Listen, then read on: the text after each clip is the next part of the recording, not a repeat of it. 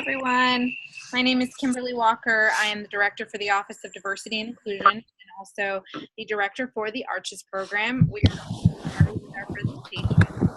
Can I ask everyone who is on the call, if you could please mute yourself at this time so that we don't have any feedback, please.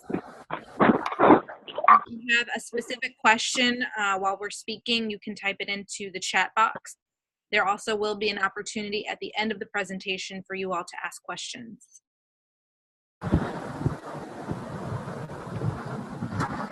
Again, please mute yourself if you have not already.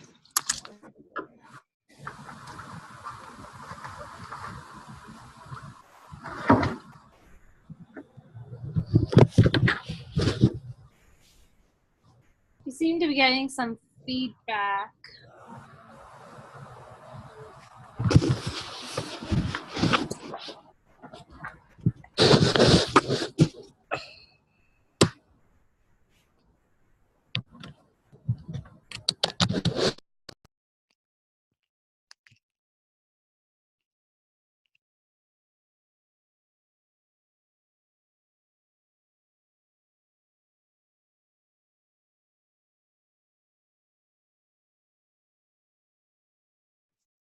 So we just muted everybody, but if you have a question during the presentation, just type it in the chat box, and at the end, again, at the presentation, we'll allow you to ask questions. Those of you who are not on the video conference call, but on the phone conference call, we muted you. So just wait till the end of our presentation. We'll unmute you so you can ask your question. Just remember them. So we're gonna go ahead and get started.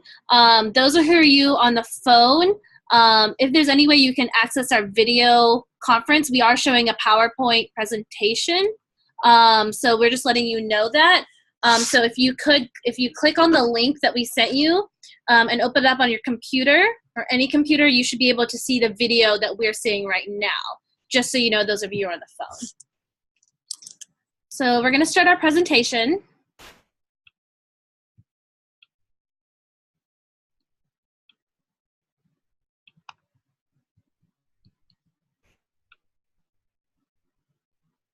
Great, I think we're on share screen now. There we go. Okay. So this is the Dean for Medical Education's Academy for Research, Clinical, and Health Equity Scholarship. Thank you all for taking the time to join our presentation and to learn more about the ARCHES program. We're very excited for you to apply. So today's presenters are myself. My name is Kimberly Walker, and I am the Director for the Office of Diversity and Inclusion. And in my role, I'm also responsible for directing the ARCHES program. We also have my colleague here, Alicia Ghosh, who is the Program Manager of the Office of Diversity and Inclusion, and she serves as program support for the ARCHES program. Hi, everyone. Today's agenda. Today we will be giving you an overview of the ARCHES program. We'll take a look at some quick facts about ARCHES. We will look at what a typical week in the ARCHES program looks like. We will also review the research, clinical, and health equity scholarship components of the program. And we will conclude with application instructions, advice, frequently asked questions, and we also have Camille Robinson on the call, a ARCHES Fellow from 2017, who will also be giving some instructions and advice based on her experience. And then lastly, we will have an opportunity for you all to ask any questions. So first, I'd like for us to go into our ARCHES video from last year so you can get a sense of what the ARCHES program looked like.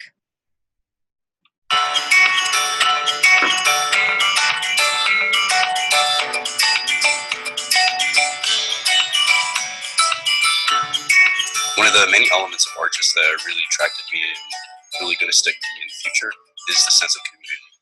It extended further than just the ARCHES fellows, but also to the GEM students and to all the physicians that are all in the hopes of diversifying the field of medicine. I like to advocate for others and other important causes that are near and dear to me. However, ARCHES has really emphasized advocating for yourself just as much as you would advocate for other important causes. And so the Mind, Body, and Medicine course that we take every Monday reinforces that theme of self-care. So when we went to La Clínica del Pueblo, one of the most memorable things that one of the administrators said was, What distinguishes a good doctor is a person who has a deep abiding respect for the patient. That stuck with me because that's the reason why I want to be a doctor. For me, what I take away from ARCHES is my research, because I was able to make connections with my supervisor. I was also able to talk to a lot of patients, and I was able to learn more about health disparities and how they affect underserved populations in general. It has exposed me to different careers within medicine. Because of ARCHES, I now know that I want to take a step right before I actually go into medicine. I actually want to go into public health and then take a few years working there. I'm more stable from a more experienced student and then go on to medical school. I will definitely be able to take all of my experiences away and truly use that in my future career. Being able to see physicians in action, being compassionate, unbiased, and really digging in deep to help their patients feel comfortable and safe is something that I plan to embody as a future physician.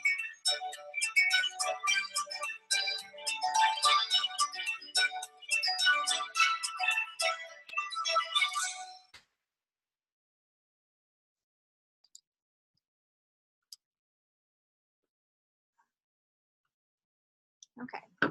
So the ARCHES program, ARCHES stands for our Academy for Research, Clinical, and Health Equity Scholarship, and it is an opportunity that we offer this summer from June 27th through August 11th.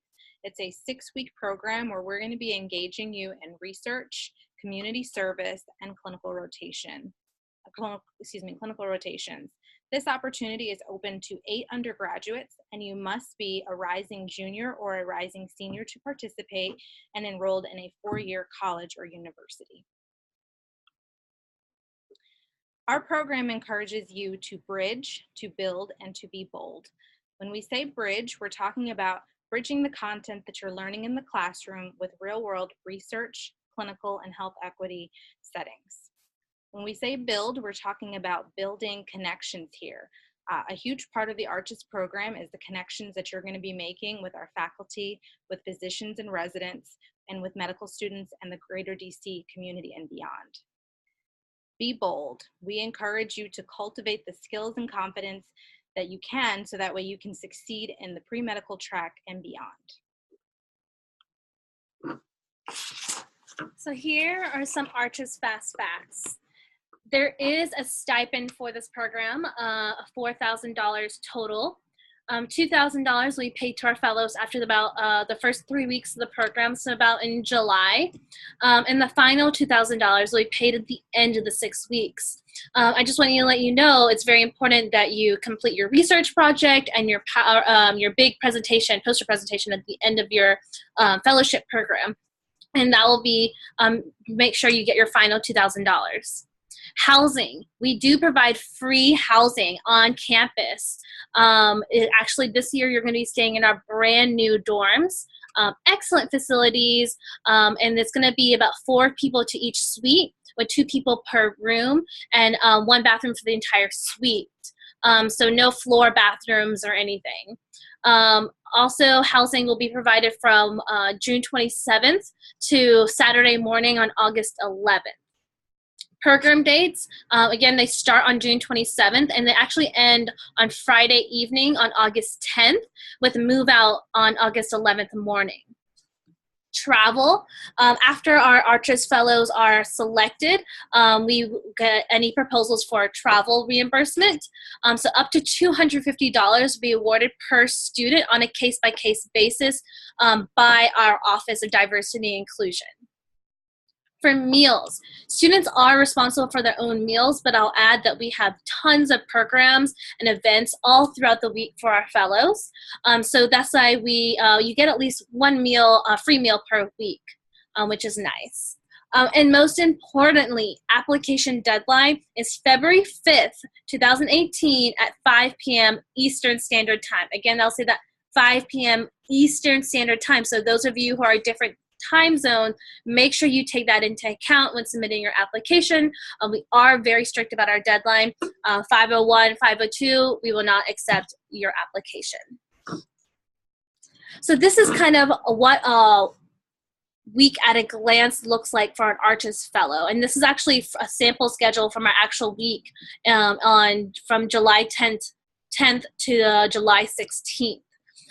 you get a whole really deep dive into pretty much everything. As you can see here, you're spending a lot of time with our senior dean, diversity inclusion, Dean Chang, a lot of work in the lab. So basically how it's structured is Monday and Wednesdays, primarily in the morning, you'll be focused in doing research in the lab, followed by different lunches, whether it's with your lab group or your faculty mentor or with Dean Susan Chang, followed by different activities and events in the afternoon.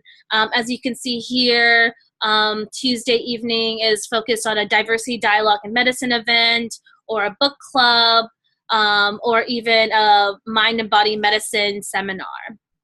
On Thursday mornings, it's focused on clinical rotations, which is always a lot of fun.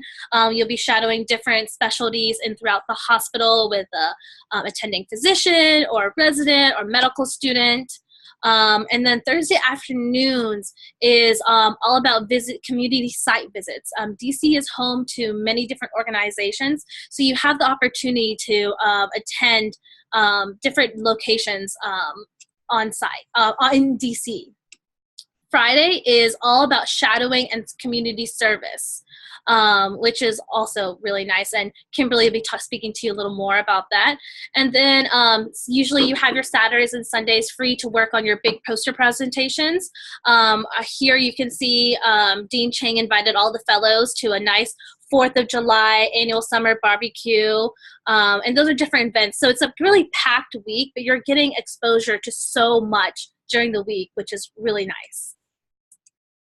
As I mentioned before, Thursday afternoons is always dedicated to community site visits and seminars. So just to give you some examples, on the previous slide you see they visited the National Museum of Health and Medicine, and did a empathy belly workshop, which is interesting. Community sites visits, they had Pan American Health Organization, the National Museum of Health and Medicine, and then different seminars on medical student life and health policy, bioethics, and careers in healthcare. Now Kimberly will talk to you about the different aspects of the ARCHES program. Okay. For the research scholarship component of the ARCHES program, you can expect to spend somewhere between 70 to 90 hours throughout the duration of the program, focusing exclusively on your research. That ends up equating to about 12 to 15 hours per week dedicated to research. We don't expect you to come into the program with extensive research experience. If you have it, great. If you don't, that's what the program is for, is to give you that exposure. We will be pairing you with lab mentors, research mentors, and writing mentors to help guide you through the research process. You will be expected to blog on a weekly basis on your reflections doing your research. And then your final product will be a poster presentation, which will be done on August 10th, and you'll also have a research abstract. How are you paired with your labs? So that's a common question that we get. You will be able to rank order your preferences in labs, and based on your rank order and preference and the availability of the lab, we will try to match you as best as we can. In addition to that, you may be wondering, how do I come up with my topic? That will be determined between you and your research mentor in consultation with your mentor. So it's a good idea coming into the program that if you have a specific interest, that you highlight that and make sure you discuss it with your research mentor. Another thing to note about the research scholarship component is that it will focus on some aspect of healthcare disparities. Some sample labs that you may participate in include neuroscience, cancer, child health and development, and global health. Those are just examples. And then research projects that we did last year, we had 2 ARCHES fellows present on African Americans and Latinos at risk for hepatitis C and breast and cervical cancer control and prevention in Latinas. And as I mentioned earlier, we have Camille Robinson from Howard University on the call, who is one of our ARCHES fellows from 2017, and she can also detail her experience with the ARCHES program and more specifically what the research scholarship component entailed for her and how she came up with her topic. So I'm going to be talking to you about the clinical scholarship portion of the ARCHES Fellowship. So as I mentioned before, Thursday mornings is always dedicated to your clinical portion. And as you can see here, you're doing one shadowing per week. And it's really nice that you get that every single week. So that totals about 20 to 30 hours total of your shadowing experience, which is a requirement for medical schools or PA schools. I think that's a requirement as well. So that's great clinical skills that you'll be getting from this fellowship program. And some sample rotations include surgery, OBGYN, family medicine, of course not limited to those, but you gain a lot of exposure to all different departments throughout the hospital. Which brings me to, as you can see here on your right, is a picture of our hospital. And our hospital is literally next door, basically connected to our medical school, and about a 10-minute walk from the dorms that you'll be staying in. So getting to your early morning clinical rotations will be no problem at all, and very, very convenient for all of you to have your experience there. Kimberly will be talking the Health Equity Scholarship component. Okay, so for the Health Equity Scholarship component, you can expect that one day a week you're going to be volunteering with a DC-based organization. So some examples include Whitman Walker Clinic, our very own Hoya Clinic, Martha's Table, Casa Ruby was another, La Clínica de Pueblo. And what's interesting about these is that they are going to coordinate with weekly themes. So one week we might be talking about access to healthcare in Spanish-speaking populations, another in homeless populations, LGBTQ populations, African-American populations. Again, you'll start to see a lot of these are going to be focused on healthcare disparities that are specific to the DC area. You will be working with these organizations to conduct support and complete tasks, and most importantly, to make connections. As I mentioned earlier, there is the build component of this program, and within that, we are hoping that you're building connections with the greater DC community and beyond. You'll also be expected to blog on your reflections working with these DC-based organizations. And we do want to emphasize that this is not just community service. Some people think that's specifically what it is. We go beyond that and we call it service learning, because really this is a lot of times your first opportunity to be working with populations that are underrepresented and underserved. So this will be a great exposure to you in learning about healthcare disparities. So now we're going to have, sorry we have Lamarck's picture on there, but we're going to have a few words from our ARCHES fellow, Camille. So let me make sure I unmute.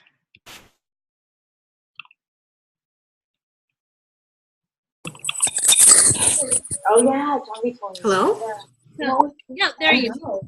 I was so surprised. Also, do you know how she's gonna do it this year? If there's anyone else on the call that has Because if she does, I'm the one that makes her sign. Oh, I literally yeah. Owen, Brown. And then John B's with it's John Michael. Yeah. Okay, I didn't know how to pronounce it because it spelled like Jean. Yeah, I have a lot of Jeans in my family, so I didn't know if it was John or Jean. Yeah, I hate that she assigned it. I know. Is that how she did with yours too? Before you guys even got there? Yeah. I think that's so weird. Why would she? How would she make that decision? Hello? Hi. So maybe it's based on like. I can hear you, but it's faint because someone else is still talking. Okay, we're working to try that. And then who else is in? Oh, Nikita's in. And Princesses with John B. Oh. Hello? We apologize. Yes, we apologize. We had someone that kept on talking. Thank you.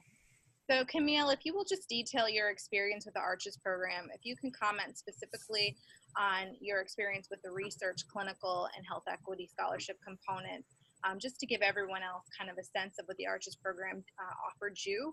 And then if you can also detail maybe specific instructions and advice that you might give potential applicants for the ARCHES program this year. Okay, so in regards to the research, it was definitely a lot more intense than I expected it to be.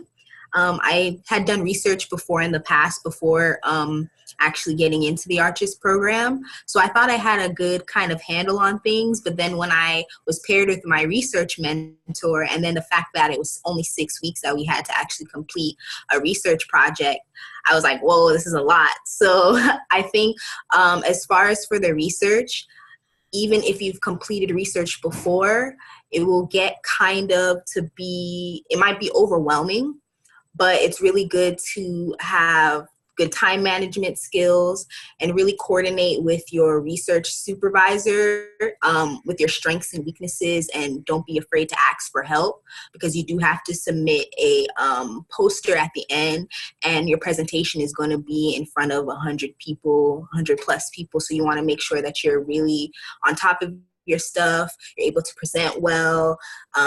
People are going to ask you questions at the end of the presentation, so you want to be able to execute as best as possible so you can really show off what you did for those 6 weeks, because you're in the research lab Monday through Wednesday, all day, 9 to 5. And then you have to submit research blogs over the weekend. We had to do like mini micro summaries about what we were doing for that week in regards to like our research paper, because that's something we also had to submit at the end of the program. So it's definitely a lot, but I really enjoyed it, and I feel like it definitely prepared me even more to pursue research further this school year. As far as for the clinical aspect, I truly enjoyed that because we were able to do shadowing on Thursdays as well as on Fridays. Last year, the program focused a lot on health disparities, so we were able to go to a lot of different clinics around DC that were in underserved communities, and we got to shadow in mainly family medicine and in clinics that offered free services for individuals who didn't have health insurance. So that was pretty nice, because I'm definitely interested in health disparities and being able to see firsthand the different residents from Georgetown, as well as the attending physicians, really advocate for their patients and really giving them the best care possible, even if they didn't have insurance. That was truly amazing. So the shadowing portion is great. You get a lot of experience, a lot of hours that you can put on your application for whatever professional school you decide to go to. And it was really, really good experience. For the service learning portion, the service learning portion, actually, that was really, really, how do I say it? Just so engaging. I was able to learn so much about different communities, the LGBT community, as well as the minority community, especially focusing on the Hispanic community. That was really great to go to Clinical de Pueblo, be able to speak to some of the patients and the individuals that run the clinic in Columbia Heights, because a lot of Hispanic citizens here, they don't have insurance, or they're scared to get insurance because of like the political environment and climate. So having that clinic there for them in DC where they can go, it's like a safe haven, and they're able to like get the care that they need. So being able to see that like there are clinics out there and there are healthcare professionals out there that care for those vulnerable communities was really great. And we also went to the Whitman Walker Community Clinic, which was founded for those who have HIV and AIDS. And it also helps to serve those in the LGBT community. And that's also a safe haven for them to go and get free access to healthcare. So being able to see how they run a clinic and how they make everyone feel safe and protected and make them feel like they can really, truly be themselves when they're in a healthcare setting and give all the information to their physician so that they can properly get taken care of was really great to see. So that was really nice. It was a little bit of community service, but definitely more service learning, because it allowed me and my peers to really, I guess, gain more knowledge about different aspects of the community outside of like just the regular boundaries that we're kind of used to. So that was cool. And any advice that you would give potential applicants in starting the process for applying? So my main thing that I would say is to make sure you spend a really long time on your essays, because those are kind of like the chunk of your application. your essays kind of show who you are beyond your GPA and your resume. And the ARCHES program is not about selecting someone who has the highest GPA or selecting someone who has the longest resume. It's about selecting people who are really going to be advocates for the healthcare field, especially in underserved communities, and individuals who are willing to adapt to different schedules, because sometimes we get a schedule for the day and then by the time we got to Dean Chang's office, it would change and we're just all over the place. So it's really about like being able to be adaptive, being able to really not be negative, being optimistic about everything that's thrown at you, being able to really dive into the program and making sure that you're getting everything out of it as well as giving to the program as well. So being able to connect with everyone that you meet, whether it's the dean of the medical school or just the janitor in the hallway, being able to really just enjoy the program, give something to the program, and also get something from the program. So definitely make sure in your essays you can embody that you have those characteristics. Also, your letter of recommendation, make sure you get it from someone who's really going to be able to speak to your character.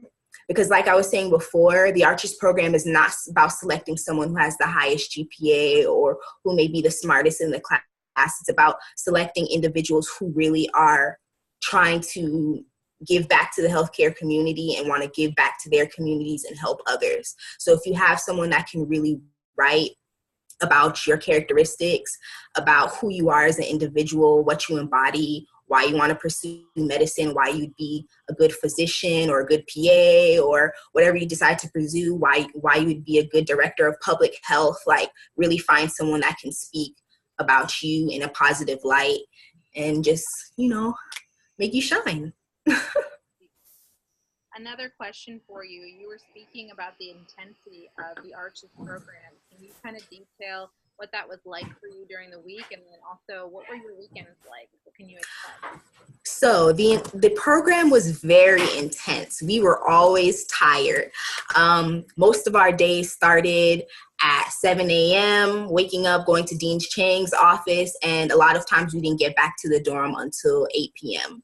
And then when you get back to the dorm, you have to do stuff for your research because your research mentor might want you to have something completed by the next day, or you might have to do a blog, or you might have to prepare for shadowing this coming week. So it was always very intense. And that's why I was saying that you really want to make sure that you're adaptive. Things will change, things will get thrown at you, but being able to accept everything and still put your best foot forward is really, really something that I would recommend you being able to do. On Fridays when we went shadowing, our day started at 6 a.m. because we had to take transportation. So whether it was the metro or the city bus, you have to wake up early because you need to be on time at whatever clinic or hospital that you were assigned to be at 8.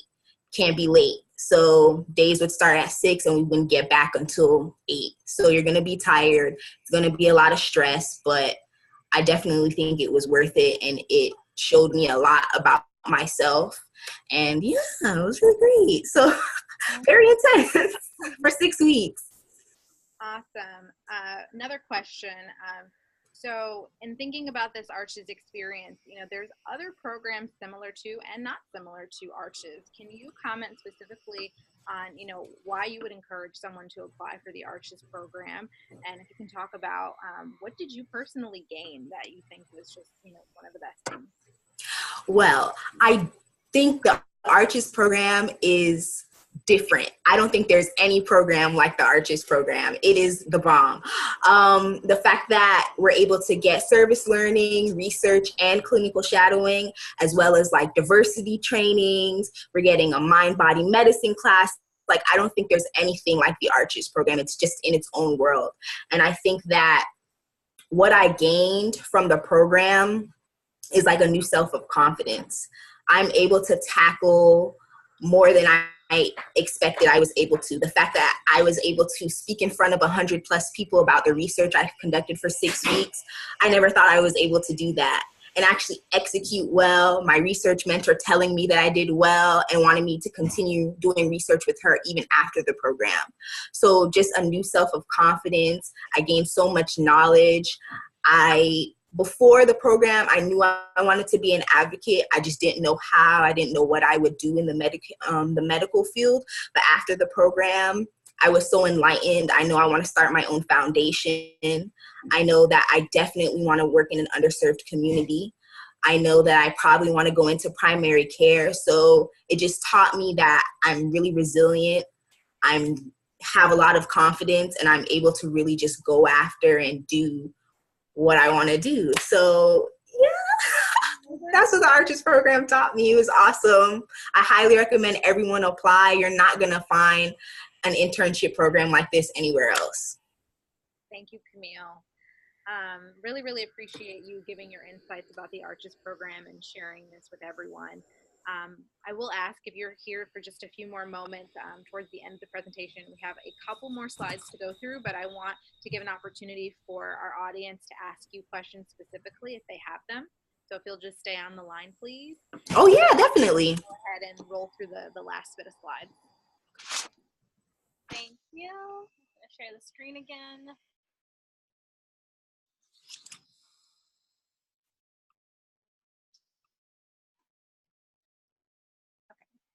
So I wanted to go over the application components.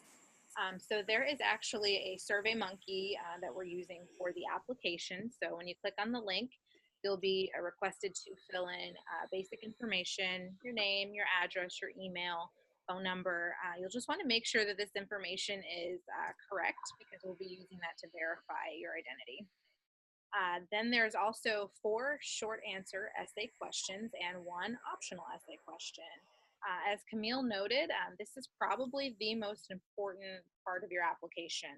It just really takes up the bulk of your application. And we really do look at these very thoroughly. So we ask that you answer each question completely to the best of your ability, to really think critically about these questions.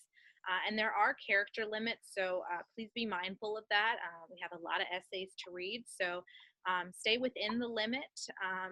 Try not to go over, and also please don't just give us 100 words. Most of the essay questions are going to be between 500 and 1,000 words that we're requesting. You will also be required to submit an official transcript. I will say that again, official, not unofficial. We've been getting so far a lot of unofficial transcripts. People have missed that detail. Once you receive your official transcript, you request it from your school, you can go ahead, sometimes they send you a PDF, you can just go ahead and upload it. If you have it by paper, then you're going to have to scan it and then upload it into our system. Please do not mail us transcripts.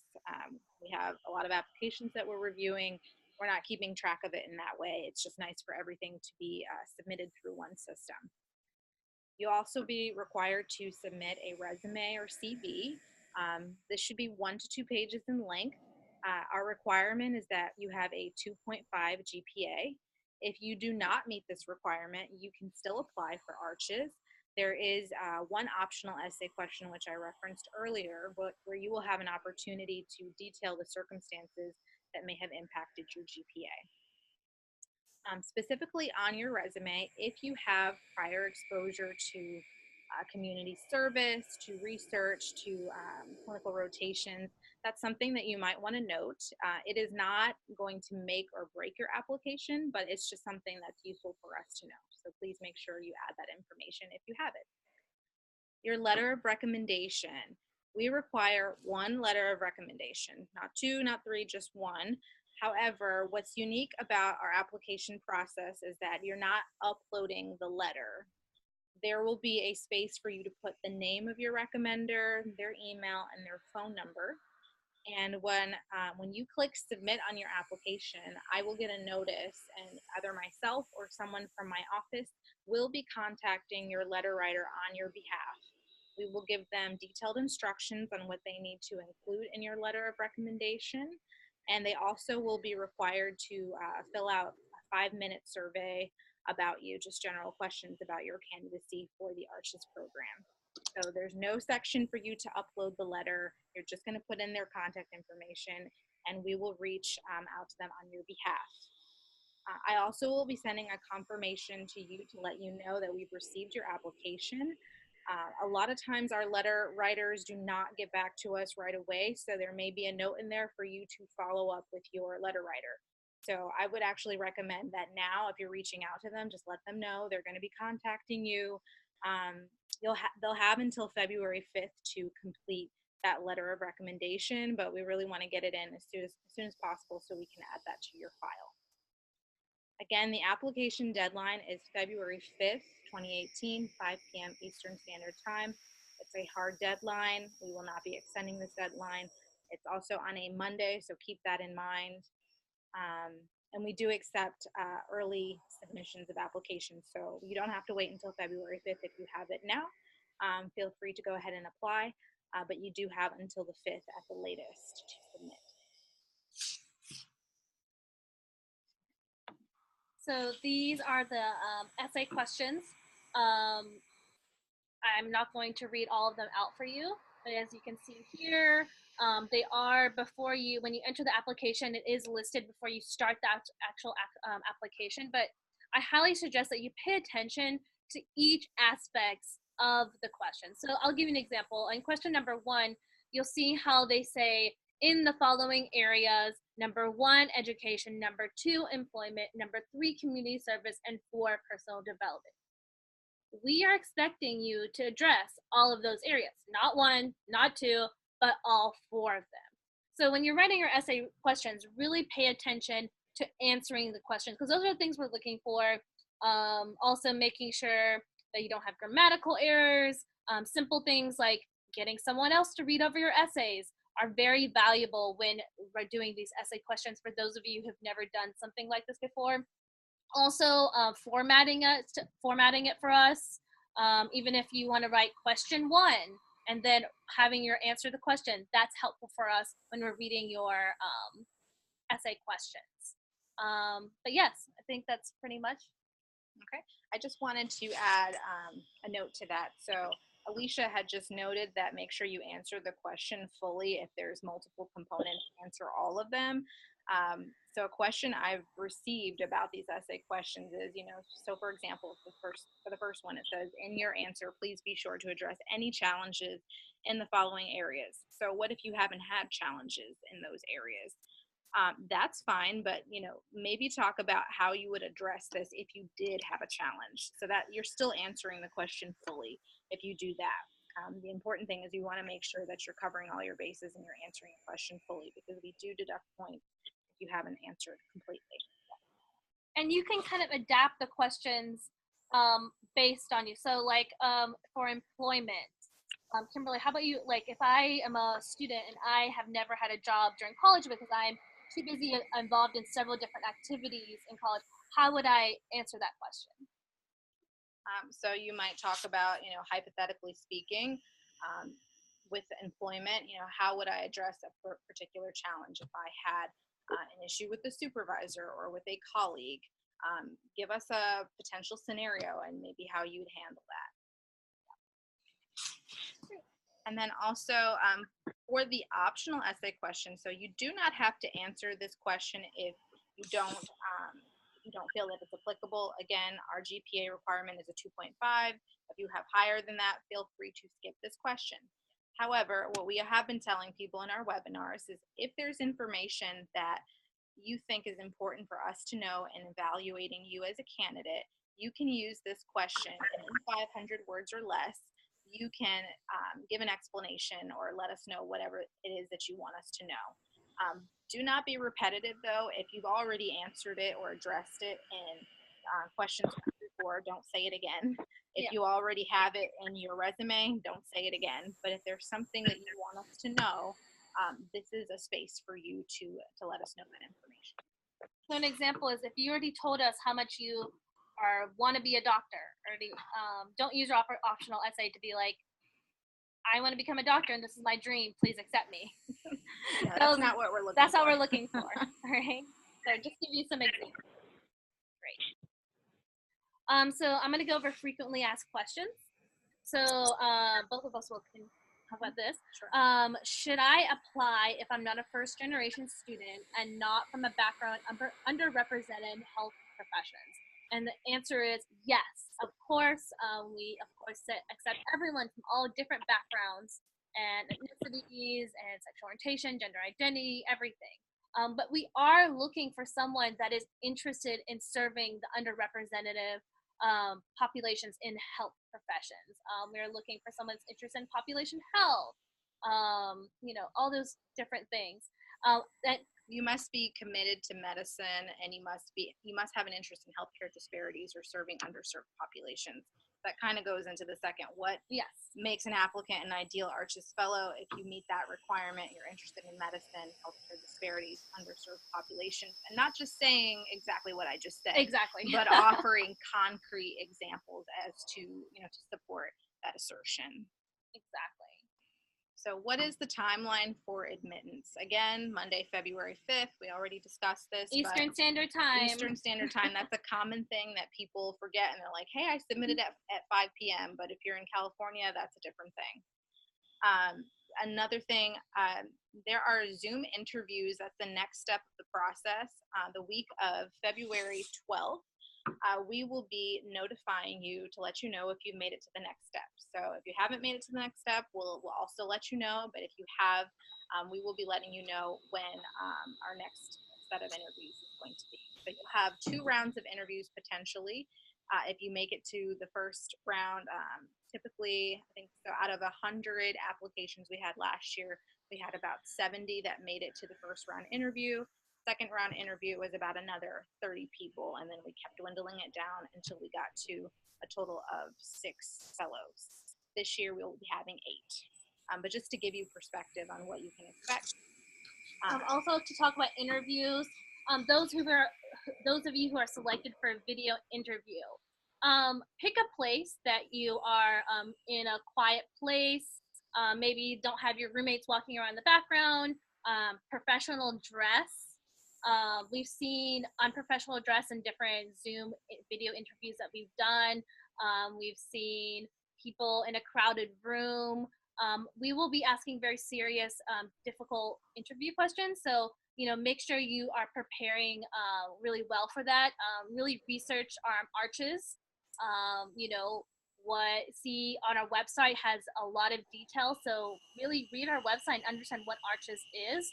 Because during interview selection process, we'll be seeing what your knowledge is of ARCHES and your passion for medicine and your passion to be an ARCHES fellow. And the next question is, who should write my letter of recommendation?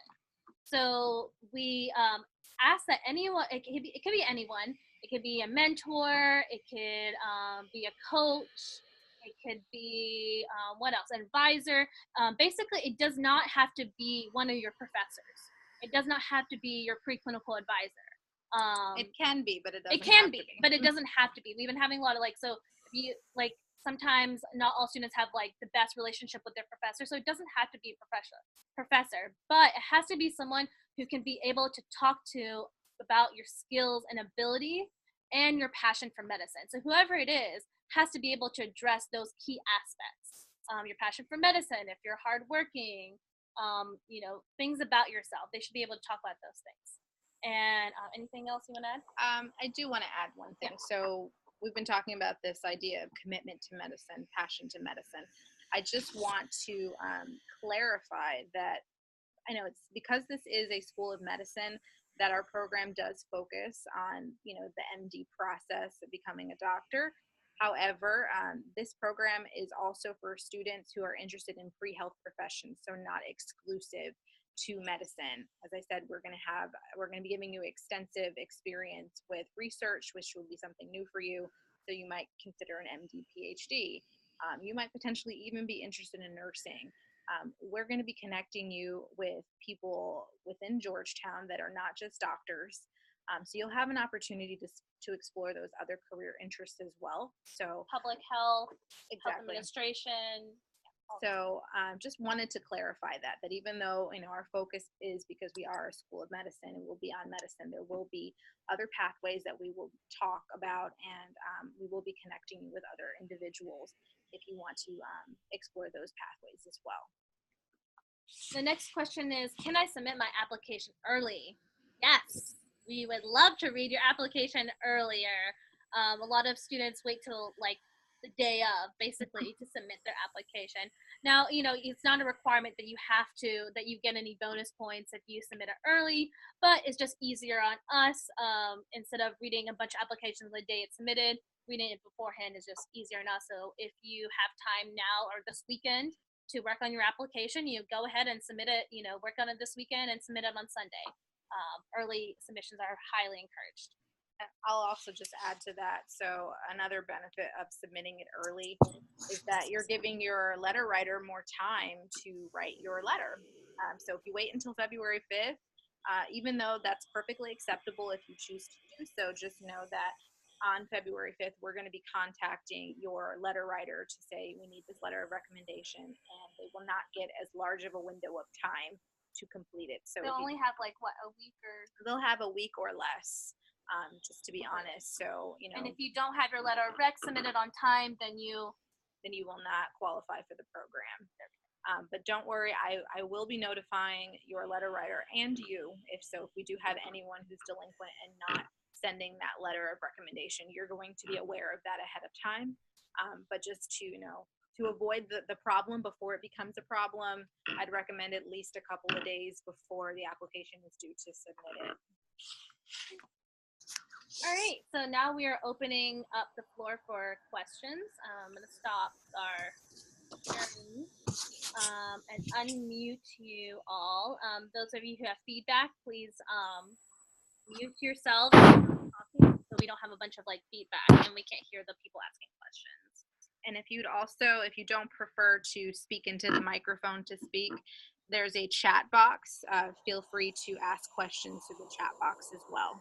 And actually, we have one question. Will this presentation be available online after this presentation? Yes, certainly. Currently, we do not have any of our webinars available online. We wanted to give everyone an opportunity to attend one of our webinars before we posted it. But yes, after today, it will be posted on our website. Great. We're going to unmute you all this time. Next question is, are applicants limited to just one letter of recommendation? The answer is yes, just one letter. Because we have many applications we're anticipating that we'll have to review, we really just want one letter. And again, your letter writer is going to put their name and their contact information in there, and we'll contact them on your behalf. I have a good question. Yes. Type of for students. So I'm a transfer student, and my transfer school, my community college, they can speak more about my character than my school that I just transferred to. Is that okay to have my community college submit a letter, or be a advisor? I guess. Yes. An advisor, a mentor, a previous employer, current employer, previous professor, current professor. A pastor, anyone who can speak to you and really to sell you to us, really. Okay. That's fine. Okay. Just to answer your question. I have a question. Yes. Oh, yeah. Okay. So I know that you talked about having to be a rising sophomore or a rising junior. So would that be going into the summertime, or would that be right now? So that would mean that you are a sophomore right now, or you're a junior right now. And by the time the program started, you would be considered rising. So okay. You're a rising sophomore or a rising senior. So sorry if that wasn't clear, but you have to be a current sophomore or a current junior. Okay. Thank you. We have a question. Does having a research experience matters? It does not. So as I said earlier, having research experience is not going to help you or hinder you in the application process.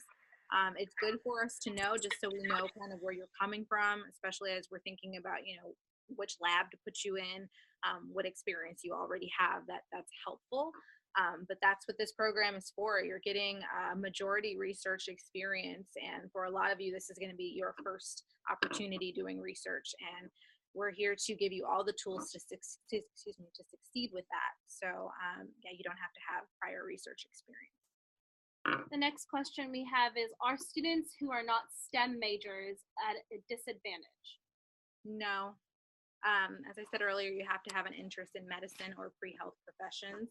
I know a lot of times STEM kind of goes hand in hand with that, but we're not being exclusive in any way. If actually, I would recommend in your essay maybe to detail that, to say, hey, I'm not a STEM major, but I think I can contribute to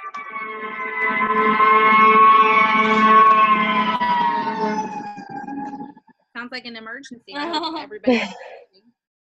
The next question is, how many fellows can be accepted into the program? We have 8 slots. And the thought process is that every year as we continue with the ARCHES program, since we're only going into our 2nd year, that we will continue to increase. So as an example, last year we had 6 fellows. This year we'll have 8, maybe next year 10 or more. So the goal is to grow every year.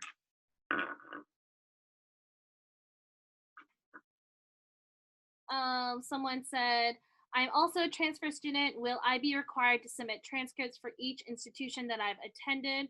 I'm a senior this year as well, but I will not graduate until spring summer 2019 since I transferred. So you may want to email us independently so we can just see where you are with your credits. We do require that you are a rising junior or a rising senior. We do understand that sometimes when you're a transfer student, that your classification may be different, so just email us independently. But in terms of your transcript question, then yes, we will require transcripts from every institution that you've attended. Kimberly. I also just wanted to remind everybody that we also still have Camille on the line, who is our ARCHES fellow from last year. So just let us know if you have a question specifically for her as well. You have a question? Someone on the screen has a question. I had a question about the diversity training. So what does that mean that like we get training on diversity? Yeah, so we, in our part of our Office of Diversity and Inclusion, we do cultural competency training. So meaning like we're talking about, everybody has their unconscious biases. So we kind of teach everyone like, you know, do you have any like unconscious biases between different races or someone's sexual orientation or someone's gender identity, and how to recognize our unconscious bias and overcome that. And especially how it relates to medicine, as anyone who wants to become a future doctor or go into any professions, whether you have any kind of patients, making sure you're not discriminating against the patient based on their identity. So and I can also, sorry. Oh yeah, go ahead, Camille. And it's really in depth. So the sessions for the diversity trainings are normally about 2 hours, and each week it's something different. So one week we talked about the LGBT community, and we started off by basically going over the different terms and what they meant. Because I know a lot of people think they know about the LGBT community, but then actually diving in, I realized I didn't know as much as I thought I did. And then they give you different scenarios. For instance, that workshop, there was like, I want to say 6 scenarios, and they split us up into groups. And these were actual situations that happened at Georgetown's hospital. And we were supposed to kind of go over these scenarios and see what our opinions were about them, if we felt like the situation could have been handled better, if we, in that situation, would we have felt a certain type of way, or if we were the physician in that particular situation, how would we react? So they do a lot of different things. It's more than just learning about what a minority is. It's really delving into like different specific communities. Another workshop, we talked about privilege. What does privilege look like? So it's very intense. It gets kind of heated because everyone has different opinions, but it's really, really good. And I'll also note that I'm also a certified Safe Zone LGBT trainer. So I certify individuals on like Safe Zone training, which is a national LGBT training too. So that's something new our office has this coming summer. We have some questions for you, Camille. Someone said, could you give some advice on interviews and essays? I think you talked about essays a little bit. Can you talk about the interview process? For the interviews, what advice can I give? I think the main thing I would say is act as if this is like your medical school interview. I mean, granted, it's not, but treat this as if you really want to get into the program. Sell yourself and answer the questions thoroughly. Don't have like a roundabout answer. Really be specific and make sure you try and answer the question, because you're going to be competing with a lot of other people to get these 8 spots. So you really want to make sure you're answering the question, you're very thorough. And if you don't understand the question, that's fine. Make sure you ask, because there's a lot of times in both of my interviews I did not necessarily know, and it's better to ask and get more clarification to answer the question correctly than to kind of be timid and scared to ask them to re-explain and then say something that might be confusing or not necessarily answering the question. And one person asked, what did you heavily focus on and addressing in your essays to help you stand out? I think with my essays, I was very personal. Don't be scared to talk about your personal experiences. Granted, you don't want to be too graphic or inappropriate, but make sure that you're really highlighting experiences that you've gone through that really kind of tell your story as to why you want to go into medicine. Don't be shy or timid. Make sure you're really laying everything out, because all of the ARCHES fellows, myself included, were very transparent. And that's, I feel like, what the program is about. It's not about trying to come up with what you think that the Office of Diversity and Inclusion wants you to say. It's about being true to yourself, sharing your story and your truth, and making sure that that is something that's positive and that can make you stand out. So you don't want to write a whole bunch of fluff in your essays and say things that you think someone wants to hear. Really be transparent and take your time with writing the essays. Don't just write it at the last minute, because someone will be able to tell that it's not genuine. Perfect. Thank you. Thank you. That is so true. Yeah, thank you. We have another question for you, Camille. Are the research projects Oops, sorry, I can't hear you. Are the research projects mainly lab-based, or are there opportunities to engage in research with human subjects? So it depends on your interests as well as the availability of the mentors. So for instance, last year, me and 2 of the other fellows, we did human-based research. So we were actually interacting with patients and people who came in specific clinics. I worked with an HIV project. So all of the patients I interacted with had HIV or AIDS, and they were volunteers to sign up for a research project. One of my peers, Kimberly, she went to a clinic, I think it was 3 times a week, and she did surveys in the clinic with the African-American patients and the Hispanic patients. But then on the flip side, you have one of my peers, Kenny. He worked in a research lab because he's a biology major, and that's what he was interested in. So he was doing like bench research. So it really just depends on your interest, and then also the availability of the mentors, because they are also trying to match you, I guess, based on like compatibility, based on what you really interested in, but they also want to match you with a research mentor that they feel like you guys will really be able to connect and you'll be able to thrive with your research.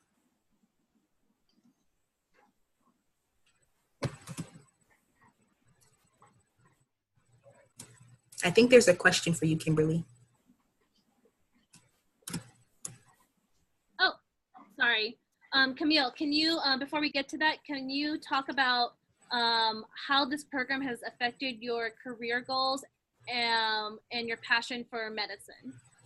So, this program has definitely heightened my sense for medicine. I always knew that I wanted to pursue medicine, but this program really solidified that.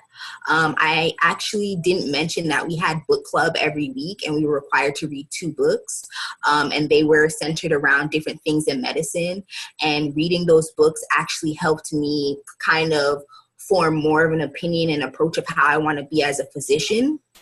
And that truly helped. I really enjoyed the book club. The books were awesome. So I hope the books again are this year is awesome too. So, the program also showed me that I really want to start my own foundation. I didn't know that before I did the program, but talking to a lot of the different supervisors and physicians that we met during service learning kind of showed me that that is my purpose in medicine. It's more than just like having a clinic or working in a hospital, I want to really be able to impact communities on a larger scale. So that was one of the biggest things that I kind of changed about what I want to do career-wise after the program. Thanks. Thank you. And there's another question about, do fellows have opportunities to interact and get to know each other? More into that as well. Oops, sorry.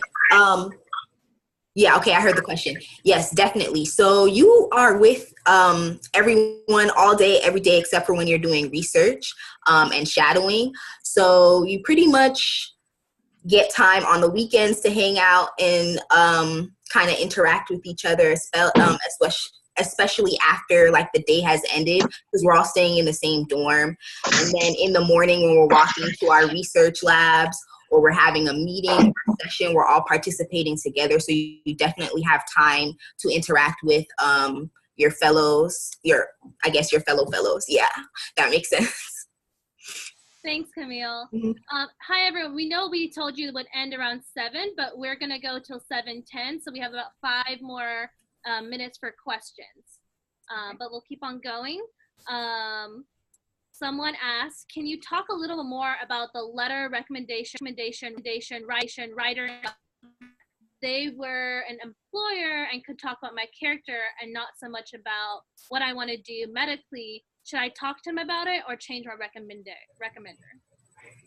So your recommender does not have to specifically address medicine. I know for some of you, you don't know for sure if medicine is even the pathway you absolutely want to go into. So just think critically about that. If you know that you have a specific career goal, like you want to be a pediatrician or something of the like, then you do want someone who can specifically comment on that. If you're unsure, you want to have someone who can talk about your abilities, why you would be a good ARCHES candidate, and maybe more so the potential that you have for the program if you can't specifically talk about medicine or free health, if your goals and your overall outcomes haven't been determined yet. Great. The next question is, if there is something that was a challenge that goes into education, or if this challenge gave you a different perspective, for example, if someone is a patient who is also a student and adapting to education and a personal growth, can we use them to cross-link? I know we're not supposed to repeat our answers too much, so I'm asking, do you want the answers to be different? I'm guessing they're asking for the question, the essay 1 talks about the different challenges, so it talks about like personal growth, all those ones.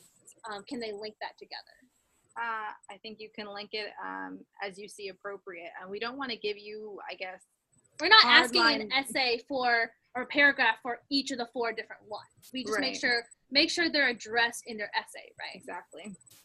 So it's okay if it's like the same, but make sure you note that in your essay, like education and personal growth wise, this was the challenge. Another thing is, if you feel like you're being redundant, one thing to note is that if you go into the next essay question and you're kind of repeating the same thing as you did last time, please do not copy and paste from what you did in the first essay. That sounds silly for me to even say that, but we've actually received an application already where someone just copied and pasted from the first essay into the second. So don't do that. Common sense. Try your best to detail your answer within one essay question as you can, to not repeat the same language in another. Yeah, and if it's like about the same story that you talk, so imagine question 3, you want to talk about something you did answered in question 1. You can even write something like, as I mentioned in question 1, I'll elaborate more on that specific scenario. Instead of like repeating the same story over again, be like, oh, I told you about this story, this is a little more about that story that answers that question. Okay, next question is, how can we contact you from now until the application deadline if we have any further questions? I will type in. So Alicia is going to type in my contact information. It's also, our PowerPoint slide is on the website. Alicia will also post the website link for you, and you'll see my information in there as well. And we're just going to copy it for you.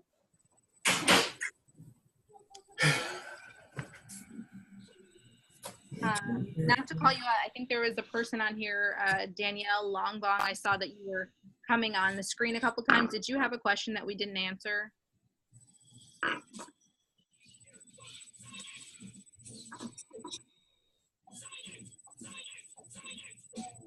No? Okay. Okay. So it is about time for us to conclude. I want to thank everyone for taking the time to be here to learn about the ARCHES program, and also a special thank you to Camille. We really truly insights about the ARCHES program and for helping you might be right for them. So we will be posting this on our website. So for those of you who may come on late or had to leave early, you'll have an opportunity to please feel free to contact me anytime. My email is in the chat box. I'm available to answer questions, and I will try to get back to you.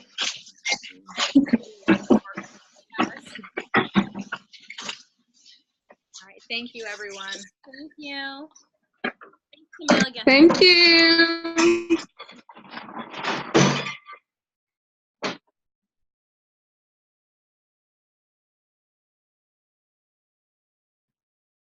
J'aime mal la musique. Paola. Paola. Mon anus me fait mal. Hein? Mon anus.